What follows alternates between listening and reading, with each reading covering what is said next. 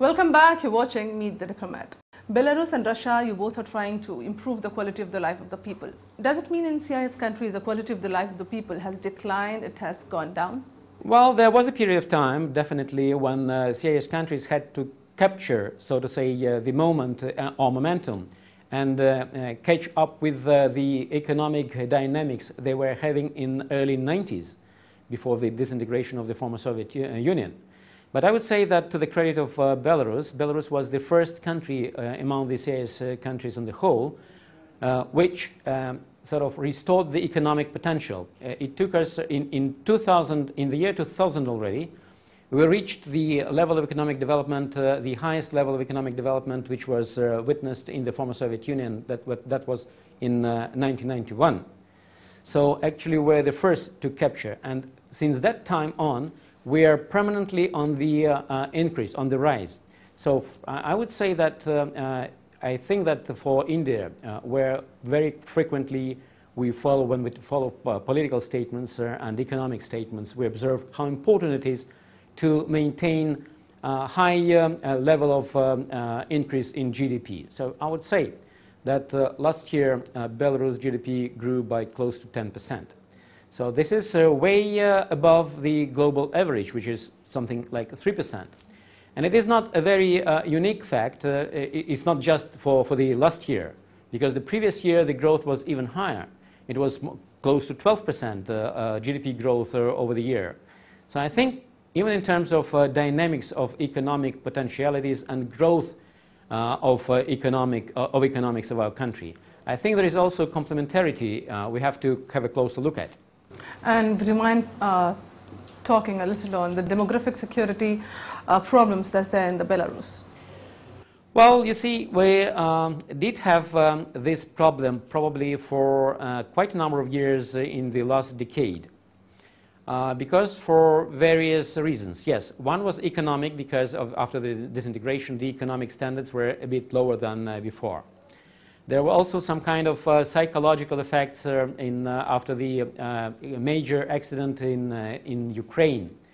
That is the Chernobyl nuclear power station catastrophe. So there was some kind of it had a psychological bearing on the demographic processes. But now, I think we have observing a very lucky situation of restoring our dynamics in demographic growth.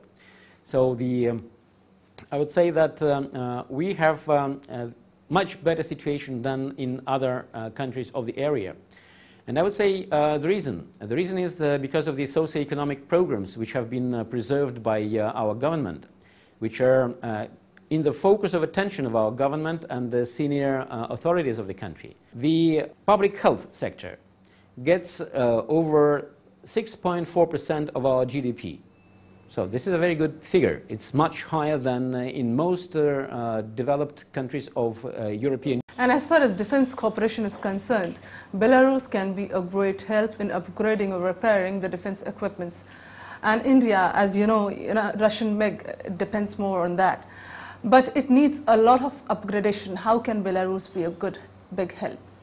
Well, actually, we are most willing to facilitate the upgradation process in military forces, in the Navy, in the Air Force. And we do have potentialities for that, precisely because of the very high positions we are keeping in the area, industrially and scientifically. Well, definitely Belarus is well known for its precision instruments technology, or optical vision, night vision technology, upgradation of tanks, overhauling of aircraft. So definitely you have very close relations with big countries, and definitely you would rely probably to a considerable extent on the traditional cooperation with them. But at the same time, if you look in the specialization, economic specialization in the CIS countries, you would observe that Belarus has a very strong potential in that respect as well. So that would mean that when you have the situation when you have to upgrade the equipment, which has the origin from the former Soviet Union, you should remember that to a considerable extent the equipment which was coming from that area was coming from Belarus. India is even planning to buy fighter jets and battle tanks. There are many countries coming up with proposals. Where do you see Belarus standing? Well, once again, we are bidding for the tenders, which would be probably coming to fruition very shortly.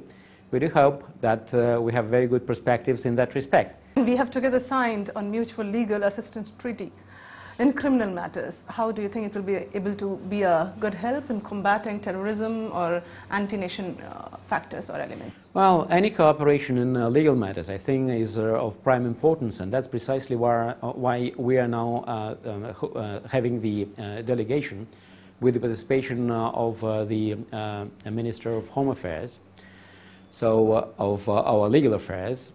So they will be signing the treaty on extradition. So coupled with the document you mentioned, definitely they'll be providing very good legal grounds for closer cooperation between our specialized agencies and between the ministries concerned. So definitely when it comes to such global phenomenon as terrorism, which has no boundaries today, and specifically given the fact that India is now constructing new partnerships in the area, well, with big countries, you have to keep in mind that when it comes to any security matters, to any areas of cooperation where, well, criminal elements might be involved or combating with criminal elements might be involved, you have to keep in mind that if you deal with regional groupings, and Belarus and Russia belong to one regional group, borders are very porous over there. So if you want to keep secure situations in,